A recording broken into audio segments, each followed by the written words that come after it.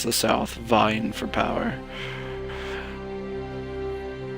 If you're just tuning in, this is like the ending of the DLC, so you're not going to get much. After the Exalted Council, Leliana devoted herself fully to the Sunburst throne and her dream of reshaping the Chantry.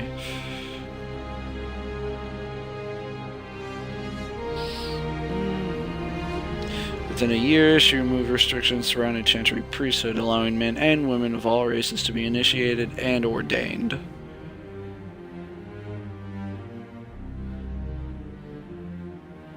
The decree was followed swiftly by her decision to return the Canticle of Shartan to the canonical chant, a move that divided Andrastians deeply.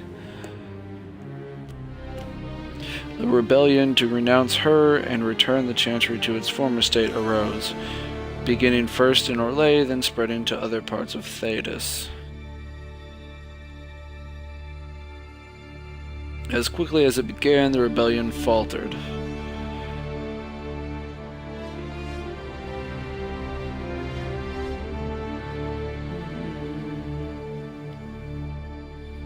While most agreed that the rebellion collapsed due to infighting, some whispered that the Divine herself engineered its failure. Well, I mean, of course, she's the fucking spy master. The rebellion fractured into a number of separate cells, some of which limped on for several months before disappearing into obscurity.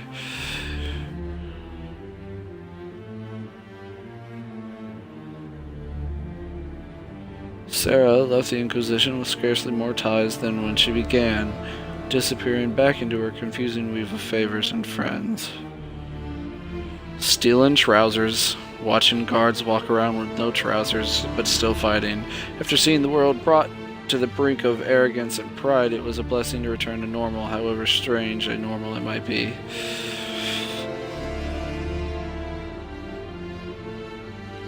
With frequent visits to her widow, of course. Who? I don't know who that is. Perhaps most unnerving was Sarah's standing offer to the Divine.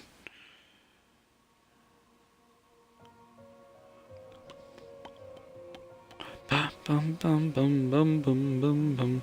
When the knobs piss about with your left hand or right, call on Red Jenny to give them 2 fingers.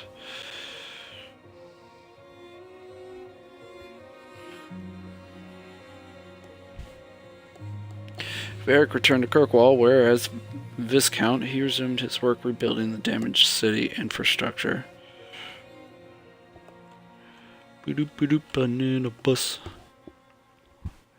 Under his rule, the city-state finally resumed its place as the major trade hub of the Free Marches. Nice, nice. He continued to ignore all mail from both the Merchants Guild and the Prince of Starkhaven.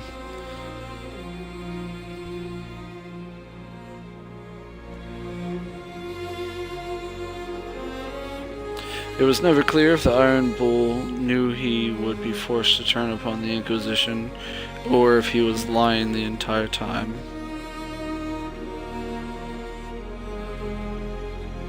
Regardless, after his death, Tal-Vashoth mercenaries across Orlais and Ferelden were looked upon with suspicion.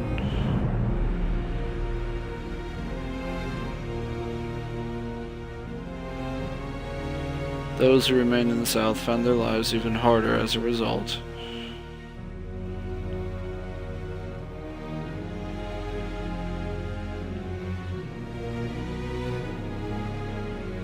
It's going to be a video in itself for this. After the Inquisition transitioned to a peacekeeping role, Cullen continued to serve as commander of its forces.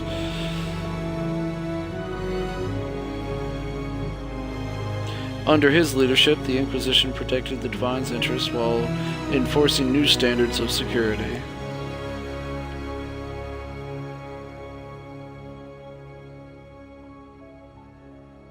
Cullen also expanded the Chantry's treatment for Templars whose minds were taken by lyrium, as well as those who wished to cease lyrium usage.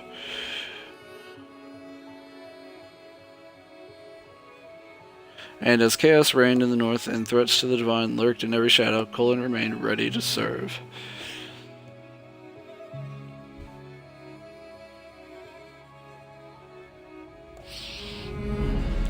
Dorian returned to Deventer to take his father's place in the magisterium.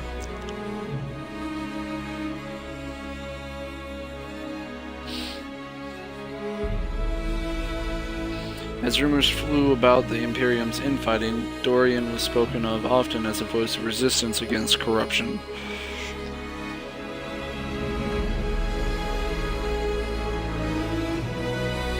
Along with Magister Maveris Talani, he formed a group called the Lucerni to restore and redeem Deventer, a fight many thought hopeless. Tom Rainier was shown mercy when none was deserved and set on a path of redemption. This gift, so compassionately given, needed to be shared. Freed from his obligations to the Inquisition, Rainier traveled Thedas, giving hope to the condemned and the forgotten.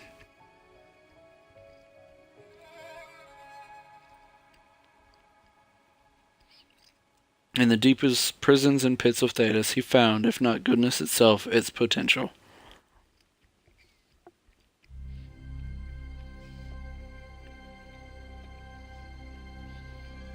By showing faith in those who had none, Rainier lifted them up and made them into something better than they were.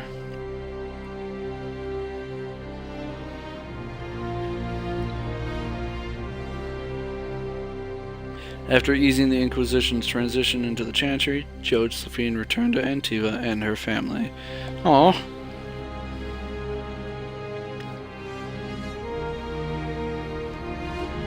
In a few years, Josephine's parents stepped down and Josephine became the official head of House Montelier.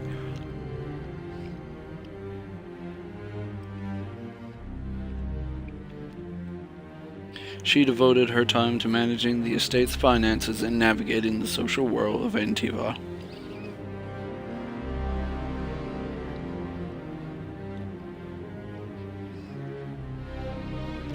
After the events at the Winter Palace, elves left the Inquisition under mysterious circumstances, as did elven service across Thedas.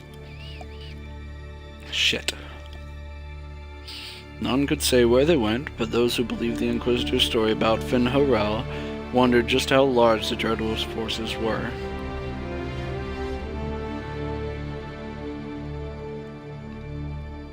And what the ancient elven rebel had planned.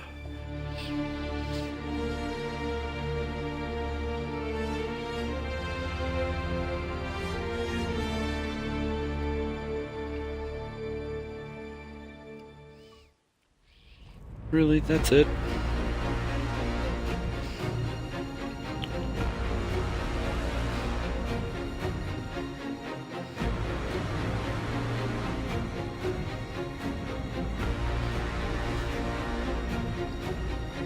My agents have found nothing. With the Illuvians, he could be anywhere. Maintaining the Inquisition, even as a peacekeeping force, leaves us vulnerable to agents of the Dreadwolf. But also gives us the strength to respond. We will need to be careful. Solus knows everything about us. Who we are, how we work, our strengths and weaknesses. Then we find people he doesn't know. We will save our friend from himself. If we can.